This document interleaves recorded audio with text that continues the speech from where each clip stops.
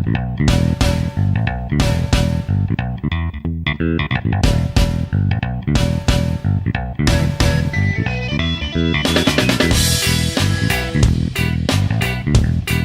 boys and girls, and welcome. It is week 6 of the 2017 college football season, and it is also week 6 of the Carla and Crappy Show. I'm Crappy. That's me. That over there is Carla down in Nashville. Carla, how you doing? I'm good. How are you? I'm doing really well. I'm excited. I'm excited this week. We're sticking with the Big Ten this week, and I'm as we get into the kind of meatier stuff in the conference, I'm sort of pumped about this. Yeah, it's going to be, this is one of those, we finally got a week where there's not the marquee matchup. Right. And the fact that it took us 6 weeks to get here, I'm okay with that. You know, that like we've had 5 really great weeks of football. And not this weekend, it's not really fair to call this a cupcake weekend either. No, it's not. It's just not, there's not that one marquee top 25 matchup that everyone's like, ooh, yes, watching that game. So this will be one of those weeks where everything gets turned upside down, because that's usually what happens, right? The week that there's nothing, and I'm using air quotes, going on, is the week that usually all heck breaks loose. So so this should be a pretty fun week. Okay. As you look back on week 5, what did you learn in week 5? What did I learn? I don't know if I learned anything per se, but my one big thing is actually my one big thing is actually 3 big things. And that's cheating. That's cheating. It's 3 statement wins. It was 3 teams that really kind of took hold of situations where they could have kind of hampered some of their ranking potential and their playoff roster scorecard, whatever you want to call it, for the committee. And that was ridiculously huge wins by Georgia, Alabama, and Clemson. You know, Georgia goes into Rocky Top and just absolutely dismantles them. First scoreless game for Tennessee in, like, I don't know, 1,700 years, feels like it, right? I mean, it's been a long time since Tennessee has been held scoreless in a game, let alone at home. Alabama steamrolled an Ole Miss team that is just really trying to figure out what the heck's going on. And Clemson, Virginia Tech, I mean, other than the Enter Sandman at the beginning, what happened to that game? It was pretty much over after that. It was one of those, you know, the atmosphere was fantastic, but I mean, the game was over in the first quarter, and you just kind of could tell the demeanor of the 2 teams. Like, I can't believe I'm saying this, but I only watched the first quarter of that game because there were other interesting things happening. Texas Tech and Oklahoma State ended up being a much more entertaining game. Of course, AJ got the best game of the week, as we suspected, with Wazoo and USC. But yeah, no, those 3 big wins by Georgia, Alabama, and Clemson, really kind of solidifying them as being right up in the upper echelon of college football this year is probably a big thing. Can I do one more big thing? Oh God, okay. It's the opening night of hockey season. I have to say this, right? Yes, and I did. We're actually delayed in taping a little bit, in part because I was downstairs watching the Penguins race the banner on TV, but watching the Penguins raise the championship banner before they open this season against St. Louis. Well, and I'm going to stand up for the audio listeners and show off my shirt. Stanley Cup champions. This is the first time since I got this shirt in Pittsburgh the day after the Pens won the Cup, because I was in Pittsburgh that weekend. Right. This is the first time I've had this shirt on in the state of Tennessee for fear of my life, being, you know, obviously living in Nashville with the Preds. And rooted for both teams until the Stanley Cup final, and then I found myself rooting more for the Pens. And this year, sorry, Preds fans, you signed Hartnell. It's gonna be. I love Bonino. I love that signing. He's a great fit for Nationals. He's a great player here. Really is. But gosh, I don't know if I can root for the Preds as long as Hartnell's on the roster. Real tough. I had a discussion with a friend of mine when I was covering hockey at Ohio University. This is many, many years ago. And it was right after Ulf Samuelsson left the Penguins and signed with the Rangers. And my buddy was a Rangers fan. He did a color for the OU hockey team radio broadcasts. Really good guy. And I learned a ton from him. And I had listened to him. I don't know if I remember that was like a mid-season change. I kind of think it was, because I had listened to him complain bitterly about Ulf Samuelsson and what Ulf Samuelsson was like and how he played, and then suddenly he's a Ranger, and Ulf Samuelsson, he wants to get an Ulf Samuelsson jersey. He's ready, he's completely. And I'm like, what the hell's wrong with you? You didn't, just like last week, you were griping at me about Ulf Samuelsson and the kind of player he is, and he said, "Oh, Ulf Samuelsson is a goon, but now he's our goon." So maybe there's a lesson to be learned there. I don't know. No, once a flyer, always a flyer. Hartwell's a tough one. He's a tough one. Of the three teams that you mentioned, I would say the big deal among that group is Georgia. I mean, certainly you expect Alabama to be there. Clemson has been a bit of a surprise in that there hasn't been a whole lot of drop off on offense. But you look at Clemson and you think, yeah, they're gonna be there right to the end. But Georgia, you wouldn't, especially considering we haven't seen a whole lot of competitive football relatively speaking, out of the SEC East in recent years. That Georgia has been making the statements that they're making. That is impressive, absolutely. Yeah. Can I do one more thing? Sure. I'm going to raise my glass and cheers to the men of Troy. Troy knocking off LSU at home. What a win for the Fun Belt, first of all. Yes. And now I think we should maybe have the first official Carla and Crappy show wager as to who gets fired first, Ed Orgeron or Tennessee. Just blanked. Butch Jones. Butch Jones. Yes. Gosh, that's embarrassing. We were talking about Can Mike Riley be in there too? That we're going to talk about him in a bit. No, and actually, my one thing was LSU, just because.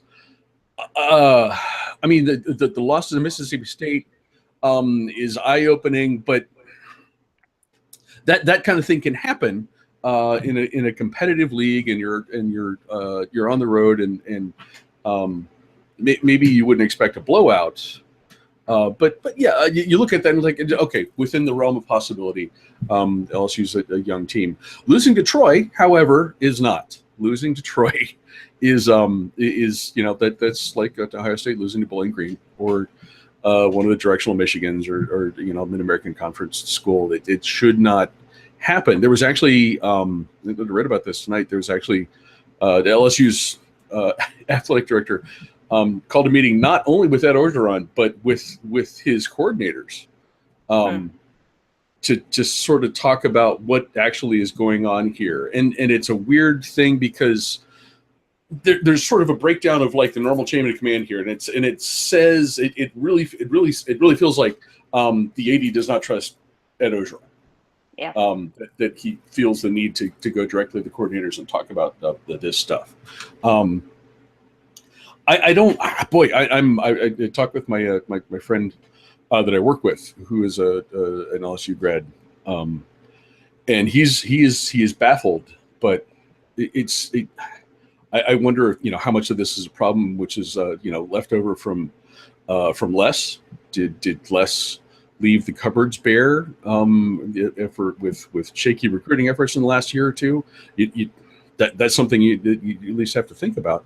And then, I haven't had a chance to see LSU play much other than highlights, but from what I've read, it sounds like really sloppy, really undisciplined, and at some point that's coaching. That's 18 and 19-year-old kids are going to be sloppy and undisciplined unless they have someone who's making sure that they're not doing those things. And if they continue to do that, you got to look at Orgeron and think, right. Do you make it through the year? And that would be a tough spot for LSU to have to go through a couple different coaches in a couple different seasons. But losing to Troy, that correctly raises a lot of red flags. So we'll see how that one goes. That's an interesting situation. We have as I said, you and I are going to stick to the Big Ten, but we do have a slate of late night games, and we're going to hear from our buddy, our Pac-12 After Dark correspondent AJ Kuftik to take us through whatever he has to take for us this weekend. AJ, go. Hey everybody, it's your buddy and pal AJ for this week's Pac-12 After Dark report for the Carla and Crappy Show. We've got 2 more nights this week. We've got on Friday night, we've got a classic Mountain West rivalry, Boise State playing independent BYU, but they're basically Mountain West. They play a lot of Mountain West teams, so we'll call them like Mountain West adjacent. Boise State BYU, this game is fun pretty much every year. It is not a terribly high-scoring game, but it always gets weird for some reason. So this one's being played in Provo. You should watch this game, 10:15 on Friday night. I fully expect this game to have a lot of bludgeoning, really. There's a lot of beef this week on the Pac-12 After Dark because entirely running-based teams are playing each other, Boise State and BYU being no different. I expect that one to be pretty fun. BYU's not terribly great this year, but they get up for Boise State, mostly because they used to be what Boise State is now. So, hey, go BYU. Have some fun with that one. 10:15 Saturday night, Stanford at Utah. Do you like tight ends? Do you like 9 down linemen? Get used to it, because these people are going to beat each other to death via football. No, this is going to be a lot of running. I don't expect a ton of passing in this game. Vegas has the over-under on this game at 51, in case that gives you any sort of feel on this game. This is a 21-17 special right here. So buckle up for this one. Thankfully, with it featuring a lot of running, that means this game isn't ending at 2 in the morning. Looking at you, Wazoo. Speaking of Wazoo, I'm going to give you one bonus game. It is technically not a Pac-12 After Dark game, although it will be dark on the East Coast when this game happens. Wazoo goes to Oregon. That is an 8 p.m. game, which means you do not have to stay up until 2 in the morning to watch that game happen. I would be a bit more excited about this game, if not overtly excited about this game, if Jimmy Herbert, who the starting quarterback for Oregon, if he were still playing. He is not playing. He's been deemed out for this game, along with the starting running back for Oregon, Royce Freeman. Both of them not playing, which makes me sad, because that could have been a super fun. This could have been an 80-point affair, no problem, if both of those guys were playing. Instead, Vegas got the over-under at 60.5. So, hey, watch for the push. But, yeah, this could be pretty fun, but it's not going to be nearly as bonkers as it would be if both offenses were running at full tilt. So I highly recommend stay up with me, #12 Pac-12 After Dark. Also follow me on Twitter, @AJ Kuftik. Carla and Crappy love to tweet out links to let you know that the Pac-12 After Dark enjoyer has logged on. So follow me and let's let these games get fun. Awesome, AJ. Thank you very much. And thank you for. I need to buy you some coffee. Maybe should we do that? Like, take up a collection and get him. He has his own coffee roaster. So do we need to get him like coffee beans? Is that what we would get him? Yes, okay. Something. But we can somehow contribute to his efforts to watch the games that I'm waiting. We'll work on that. Yeah, that's something we can take care of. As promised, boys and girls, we have, and the premise of this is kind of interesting, because if you're just looking at lines,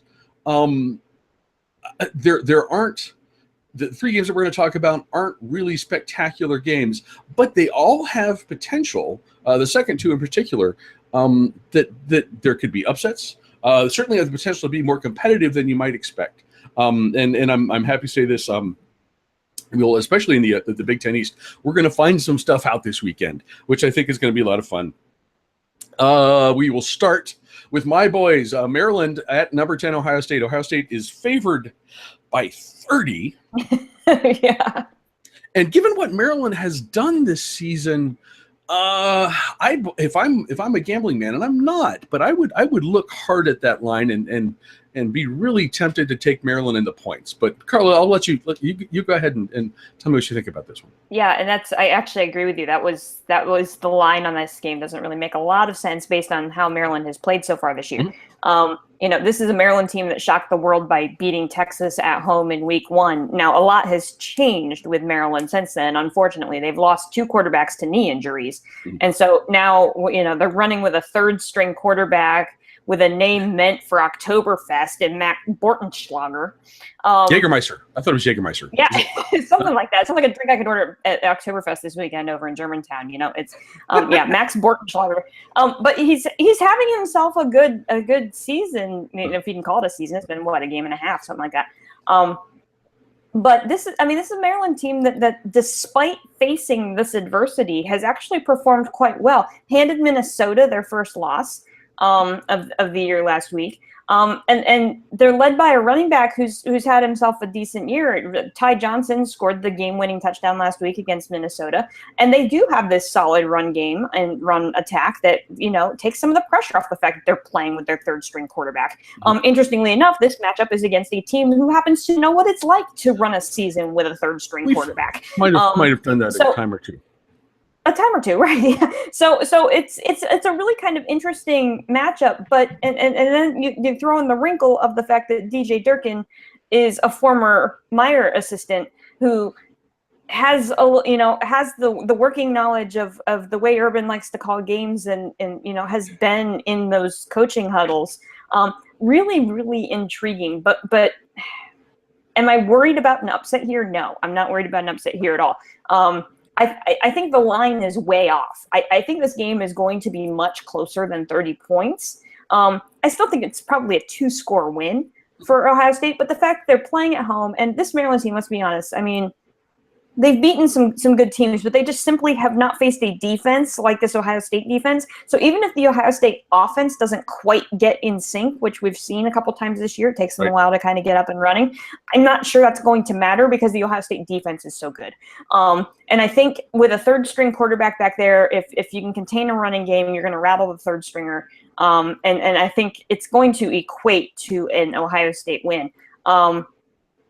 But I definitely think that the line is way off. Obviously, I'm leaving a lot of the Ohio State analysis to you, but I think the game could be close in the first quarter. I really do. I think it's going to be an early kind of back and forth kind of thing, but there's just no way that this Maryland offense is ready for that Ohio State defense.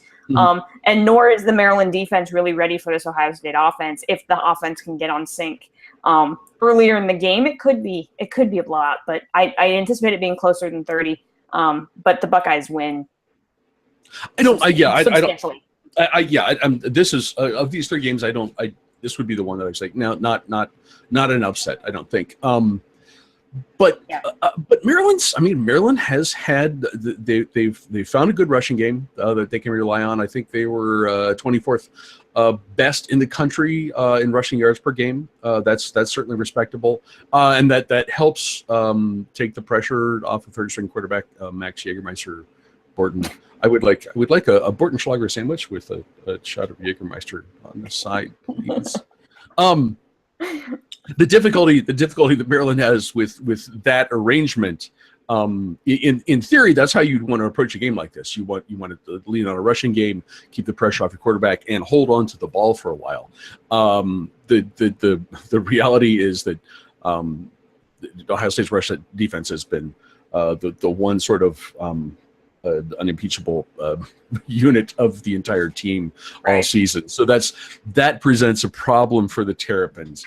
And then watching, as I had hoped, Ohio State's offense has taken the past couple weeks against UNLV, against Rutgers, to kind of iron some things out. There's still some rough stuff that I'm not, as a fan, I am not happy with. I would love to see more consistent deep balls, but there are plays to stretch the field, and you can argue that whether it's a crossing route or a bubble screen that breaks for a long gain or a touchdown, or if it's the pass is 50 yards in the air, 6 or one, half dozen the other. My father complains that Ohio State isn't scoring enough rushing touchdowns, and I'm dead. They all count the same. And the rushing game, I'm intrigued by what's going to happen with this, because there is sort of a two-headed thing that if Urban can manage that, a more physical guy like Mike Weber and the quick athletic guy J.K. Dobbins, that's an interesting thing. It presents a challenge for any defense, much less the Terrapins. So yes, this is a comfortable win for Ohio State. I'm not sure. I would be really tempted to take Maryland and the 30 points. Because I think you could, if you were so inclined, you could win some money there. But this is a Buckeyes win, and I'm feeling pretty good about that one. Next up, this for the first time ever, Michigan and Michigan State will be playing at night. They're playing in Ann Arbor. Michigan is ranked 7th, and Michigan is favored by 10. About as you expect. There's a whole lot of belly aching from both schools. It's like they've just discovered electricity up in Michigan and are horrified by the bright lights at night, and they don't understand how this works. But the game is going to happen. Starts at 7:30. What do you think about this one? Yeah, this is one of those, as I started looking into this game, I started getting into that dangerous world of the transitive property of college football, which is a game that you cannot play, right? As I've learned, learned a lot in my fondness for picking Mississippi State. I'm sorry, Bulldogs, I'm done. I'm not picking you again for the rest of the year. You've let me down 2 weeks in a row. I'm over it. Especially after watching LSU get beat, right? Yes, I kept ranking that against the LSU game, right. And thinking that LSU, they beat LSU. Are you kidding me? They beat LSU, right? Yeah. And then we found out that, oh, wait, LSU, not all that good. And so you end up with that transitive property again this week because you have a Michigan State team that just knocked off an Iowa team that gave Penn State a headache a couple of weeks ago. And so now you're in that same kind of like, okay, so maybe Sparty can actually win this game, which isn't completely out of the question, but would be very highly unlikely that that's actually going to happen because, you're playing in the big house. It's a game at night. Yes, both schools are belly aching about that. I don't understand that. It's every other team, every other rivalry in the country plays at 7:30. Like, what's the big deal? I don't figure it out, Yeah. So, but anyhow, what this ends up being is actually a matchup of two really, really good defenses. Mm-hmm. You have the top-ranked defense in the Big Ten in Michigan, excuse me, and the number 3 ranked defense in Michigan State. So, is this going to be a high-scoring affair? No, especially with the struggles that Michigan has had in the red zone this year. Now they've started to kind of sort that out. They've played better in the last week or so, but Michigan's also coming off of a bye. And so it's a really interesting kind of dynamic here that Harbaugh actually has announced that John O'Korn will actually start. John O'Korn, sorry. O'Korn. Another good October name. Come on, we're all over this, right? It's the Halloween episode a couple weeks early. Side of O'Korn with my Bortenschlager. Yes. Good Lord. I think we just named this week's episode. Anyhow. So yeah, I think you're right. Okay, so anyhow, so John O'Korn is starting at quarterback over Wilton Spate because apparently Spate suffered some sort of injury that nobody is really aware of. And air quotes. Yeah, here, heavy air quotes injury. Heavy air quotes around injury. Right. So we don't know what's going on with Wilton Spate, but he's not starting. Is he available? No idea. That was kind of one of those Harbaugh rabbits out of a hat, which he loves to do. So you have a new quarterback, and O'Korn played in the Wolverines' last game and actually did a pretty nice job with that offense and actually put them in the end zone a couple times. So I think that maybe that's the quote unquote injury. I think probably. So that's kind of sorting itself out. Michigan State has kind of found itself a quarterback in Brian Lewerke. Has had a decent season so far, about over 900 yards, 8 touchdowns. But the bad thing about the Michigan State offense is the fact that it's pretty one-dimensional. And if Lewerke doesn't have a good day, like there's nothing else in that offense. Because Lewerke is also the team's leading rusher. Right. And there's no run.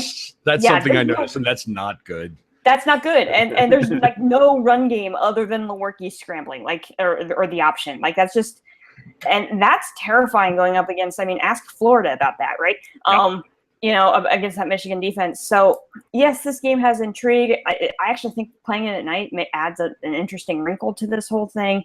But no, the Wolverines are going to win this game because all you have to do is keep Lewerke in the pocket, right? And then you've made the team one-dimensional and against the number 1 defense in the Big Ten. Yeah, Michigan's going to win this game, and I think it's going to be – I think the line is actually pretty close in this game. I think 10 points is about where it should be for this one. So, yep, I like the Wolverines at home.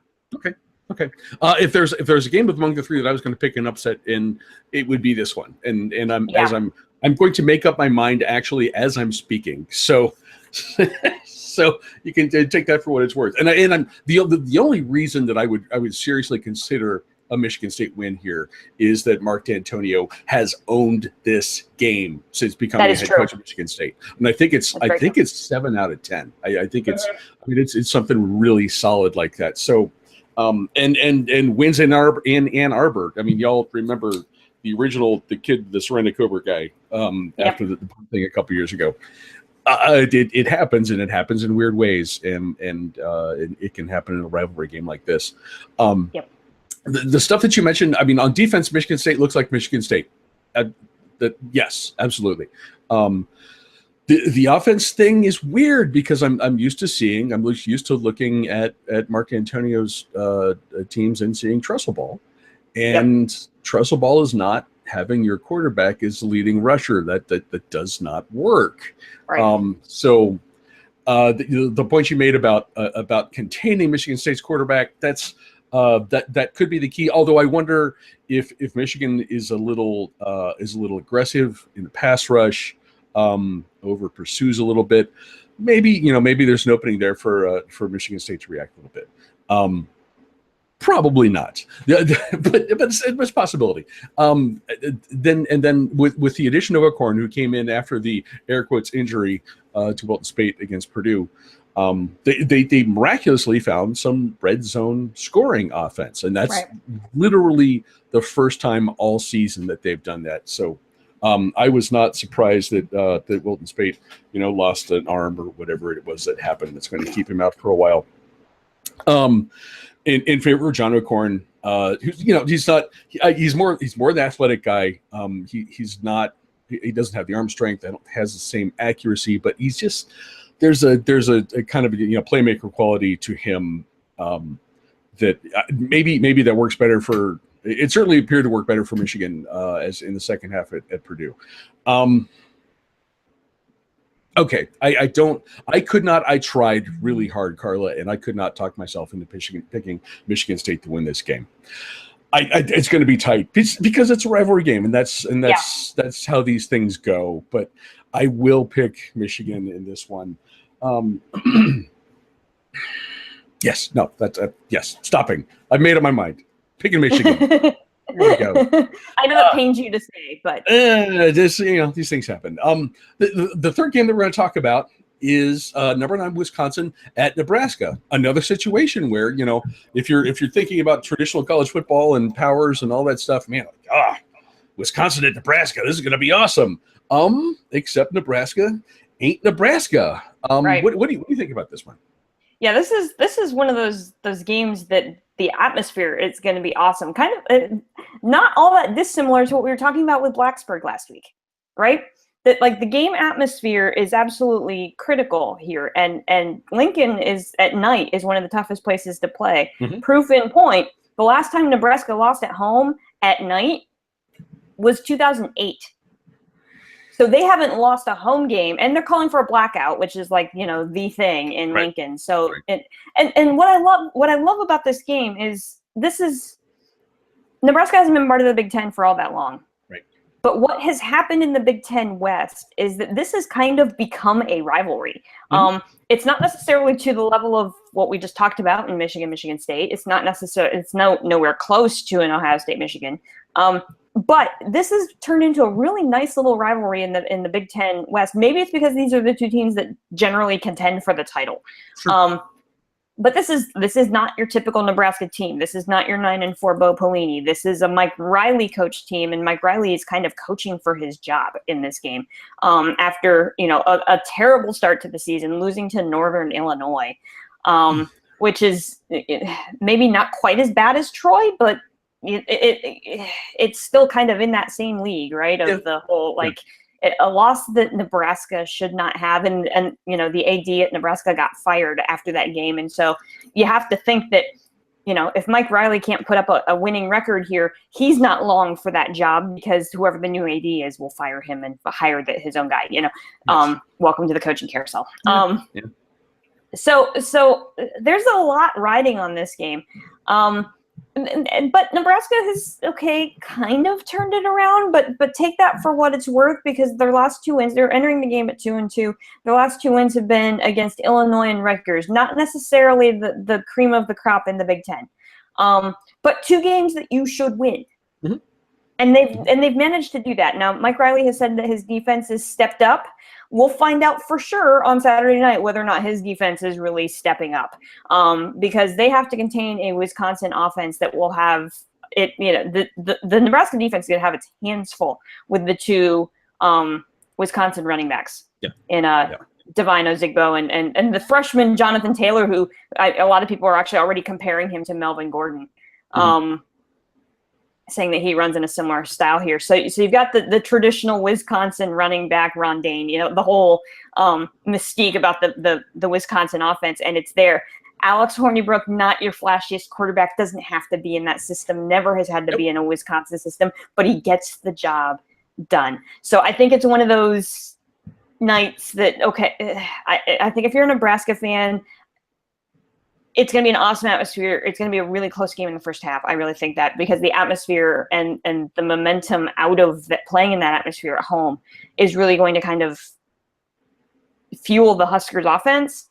Mm-hmm. But man, I think in that second half, I think Wisconsin is able to pull away. I think this is about a 10-point line too. And that feels 11.5. Yeah, I think that feels about right to me. I think Nebraska will play up because of the environment, because of who they understand the severity of the situation with their coach. Sure. But I don't think their up is going to be high enough to be able to beat a Wisconsin team that's looking pretty good this year. Okay. To get one thing out of the way, I said we don't know what Nebraska really is. We do know what Wisconsin is, and Wisconsin is what they always are. And it is a monstrous offensive line. It is the rushing game. It is a passing attack that is opportunistic, doesn't have to win games for them. Right. And it's defense. And that's what the Badgers do, and it's what they're doing this season. That's why they're ranked number 9 in the country at this point. Mike Riley is correct when he says that the defense has improved, and this is a thing that I read earlier today that I was stunning in one sense. They've held 3 straight opponents to under 250 yards. Unfortunately, one of those games was a loss. Mm-hmm. And how do you have a defensive effort like that and still lose to not as bad as Troy, but to Northern Iowa? Northern Illinois. That's going to be one that Mike Riley, if he needs to do. I think he needs to do better than just sort of breaking even or just above 500. He needs to have a pretty solid season from this point out, because the new AD is going to ask, how is it that a guy who came from a conference where offense is the thing. And you show up in Nebraska and you hold an opponent to under 250 yards and you still lose to him. That's going to be one that's going to be tough for Mike Riley to explain. So, stuff has to change in Nebraska. Stuff has to change in Lincoln, and the timing of this game. Boy, it would be fun just as a fan to see something really competitive, and I think you're right. I think it will be. I think the atmosphere in the nighttime game in Lincoln is going to be a lot of fun for a while. But this just feels like a game. This is what Ohio State does against opponents when they should win. Maybe Ohio State starts a little slow, but